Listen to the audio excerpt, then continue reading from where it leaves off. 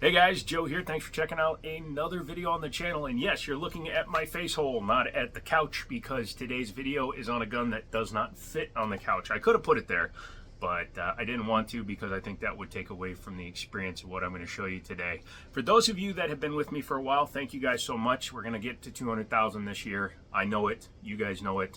So come and join me for the lives every day now, a couple hours every day. We just do a quick check-in. Hey, how you doing? Talking. Going to be discussing doing giveaways in the future and some other things, so make sure you're part of the channel. You can subscribe, you can become a member for $2 a month. You get early access to videos, and as we grow the channel, I will actually start producing a lot more content again. Back in the day, I used to do 2 videos a day, and then I went to 1, and now it's only a couple a week because unfortunately you got to make some money. Also, my dog is panting down there, so if you hear a panting dog, it's my dog panting. It's weird how things work. Today's video is a little bit different because it's on a long gun. I'm also traditionally not a long gun guy, but I decided to take the chance because I work with Sharps Brothers, not as an ambassador or an affiliate or anything like that. I simply reached out to them back when the Echelon frame came out and said, hey, can I check that out? They sent one to me. We did a video on it. It did pretty well. It'll be up here somewhere. And then I did another one on the RXM chassis, and that one did even better. So I reached out to John over at Sharps and I said, hey man, could you send me the Heat Seeker chassis if you happen to have one laying around, because I've got a bull barrel thing and I want to try it out. And he's like, no problem, I'll get that sent out to you. So he sent one out to me and it's already installed. We're going to take a look at it. But first, a message from today's sponsor. This video is sponsored by Liberty Arms out of Harrisonburg, Virginia. Liberty Arms is a family-owned firearms store. They've been around for over half a decade, serving the Harrisonburg and surrounding areas. Matt and his staff over at Liberty Arms are very knowledgeable and can help you with all of your firearms needs, being it ammunition, accessories, gunsmithing, parts. If you just want to order individual pieces to build that custom AR you've been working on, or if you need your class 3 stuff done, they have the kiosk from Silencer Co. so they can get it taken care of, and with e-file the turnaround is extremely short, so these guys will take care of you. You can also stop in and see the dog. Number is on the screen here. Unfortunately it's YouTube, so if I do a direct link they will castrate the video, so let's not have that happen. But check them out, tell them I sent you. Them knowing that I sent you will probably get you a slightly better deal or a worse deal, depending on how they feel about me. You never know. If you guys can do me a big favor and tell them that I sent you when you call or stop in there, that would really help to track how well advertising is working, as well as give them a reason to continue being a sponsor for the channel. Awesome people down there. Again, Liberty Arms, Harrisonburg, Virginia, and they're there for you. Back to the video. For those of you that have never seen a 1022, number one, get out and find a girl. No, I'm just kidding.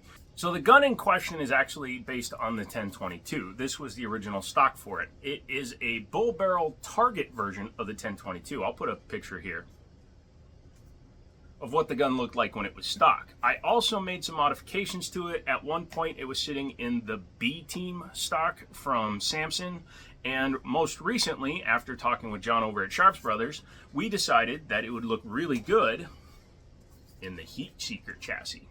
So this is the Heat Seeker chassis bull barrel target 1022, and clear. In fact, we'll go ahead and drop the mag and show you that it is clear. Now this one does have my Osprey 9 suppressor on it because I was bored and I'm like, hey, that looks really cool on there. Also, it kind of makes it look like a pump action airsoft gun. Honestly, there are some airsoft guns that might be more powerful than this gun. But John over at Sharps Brothers, they use extremely good materials when they manufacture their chassis systems, and this one is no exception. Comes in 2 pieces in a very nice box. I have 3 of these now, and I hope to get more. So you guys also, when you contact Sharps Brothers, tell them that I sent you so they can track that as well, because a number of you have purchased the RXM and the Echelon frames based on my recommendations, and that makes me feel all warm and tingly, like a giggly little schoolgirl. And it really does make John over there happy knowing that he's not just sending stuff out to reviewers who aren't looking at it. But yeah, Sharps Brothers, man, I've liked their stuff since the first time I saw one of these chassis. This chassis completely changes the look of this gun. The beauty of the 1022 chassis is that it is literally held into the receiver or into the stock with 1 screw. Yeah, that one right there. So you take that out, you can lift the entire receiver unit out of your 1022 and transplant it into a number of things. This one, having the bull barrel, kind of really fills out this chassis a lot better than I was expecting. You'll also notice that this is the stainless Target bull barrel, and it really does look good with that. This is just a cheap UUQ 3-9x32 red dot on the top that has extra pick rails if you want to put a bunch of stuff on there and a fake sun guard. But it looks good on the gun, and it's got everything including drop off and mills, and it's lighted, all that fun stuff. I thought it would be a really cool thing. When you purchase this from Sharps Brothers, it will not have the buffer tube, the castle nut, the stock, or the grip. That's perfectly fine. You know what that means? That means you can do whatever you want to it. This is a minimalist style stock that I actually took off of my grenade launcher because it fits on this platform really well. And good God, gives you that full length reach. So this is actually very comfortable for me. I'm probably going to put a angled foregrip or a hand stop up here, and that will complete the front of the gun. Might even put a light laser bazooka. Small child holding a tactical nuke. Who knows? It does increase the weight of the gun because it is a piece of metal. But again, in terms of a Target style gun, the bull barrel already makes this gun heavy, and having a little bit of extra weight to it allows it to absorb recoil so it doesn't move as much. This one has a the BX25 in it, so that's really nice. You can run 25 rounders, and it makes the gun look super freaking cool. Don't need to take the gun apart because it's simply a 1022. Having a suppressor on the end of it is fun. Yes, you can run a 9mm suppressor on a 22. You can run a 4570 rated suppressor on a 22. What affects how quiet that is a combination of barrel length, the ammo you use, and the end cap on the suppressor. Now this has the hole for a 9mm. It's actually 3.358 or 3.359, so it'll accept pretty much all the 9mm stuff. But when it is on here and you're running subsonic 22s through this bad boy, this thing is going to be a hush-a-boom. I just like that phrase. But yes. Also, the square body of the suppressor matches very well with the square body of the gun.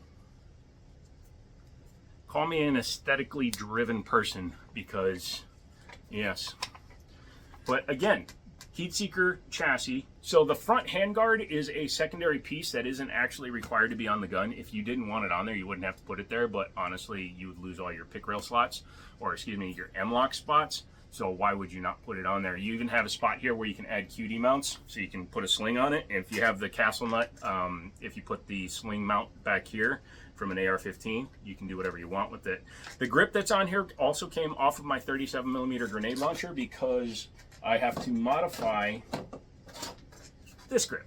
This is a Magpul K2, but as you can see, this piece needs to be taken off, and I'm going to have it stippled by my buddy Greg.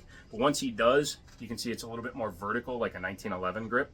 So when it's on the gun, it will give me a slightly better angle and a much better feel, in my opinion. So Greg will be taking care of that. Also down at Liberty Arms, check them out because they do stippling, gunsmithing, all that fun stuff. Make sure you do that and tell them I sent you. It smells like nothing.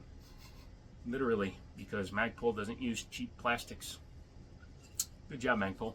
But yes, that is the 1022 bull barrel in the heat seeker chassis. One thing to note when you put this thing together is there is a set screw in the back that helps retain the chassis or the receiver in the chassis. Make sure that you have that adjusted to a point where it holds the receiver in place, because if the receiver moves too much, it can cause issues such as accuracy loss, and the receiver might pop out and stop working. But yeah, I may do a side folder on this, so it'll be a tactical side folder. Get one of the law folders or even one of the cheaper ones, because this is 822. It doesn't need to handle a lot of recoil, but get a side folder stock for it and then flip it over, and that would be kind of cool. Anyways, that is the Heat Seeker 1022 chassis by Sharps Brothers. Makes this gun look amazing, and if it didn't have this mag in it, you'd be confused for thinking it was a precision rifle. And that is the Heat Seeker chassis for the 1022 from Sharps Brothers. Look at the hole. If you have any questions, leave them down below. Comments, leave them down below. If you have one of these chassis, let me know. If you run one, let me know. If you have the blued barrel and you have a picture of it, maybe put it on the Discord. You can join it at the Jiminy Show. And let me know how you're liking it. This thing makes this gun so much better, in my opinion. I don't mind a nice wood stock gun. but I never keep them. It's the same problem I have with polymer frame guns, such as the RXM and the Echelon. The minute I put the Sharps Brothers chassis on those guns went from here to here immediately, elevating them to another level and another standard, in my opinion. And that's what Sharps Brothers is doing with every chassis they build. They do it for everything. Remingtons, the 700 series, all the guns that are out there. They do this on purpose so that you can elevate and personalize your guns. You're not going to see a lot of people running around with these things. Are they expensive? Yes. Are they worth it? Yes. This is a completely different gun with this chassis system. Don't forget to hit the like button. Come back for lives every day at 8 p.m. Eastern for an hour and a half, 2 hours. And yeah. And once again, let me thank Liberty Arms for coming on as a channel sponsor. Because they did that, it allows me to then pay for guns, pay for ammunition, pay for trips to the range, so that I don't have to sit and beg you guys. I think that's distasteful to just beg you guys for money. That is, that's Dark Side Phil energy, and we don't do that here on the Jiminy Show. But come back for the live streams, because we always do stupid stuff. We do giveaways, we do all kinds of things, and we talk about everything. That's it. If you have any other comments, questions, concerns, leave them down below. My dog will be here in the live. Come back for another video, and as always, I'll talk to you later.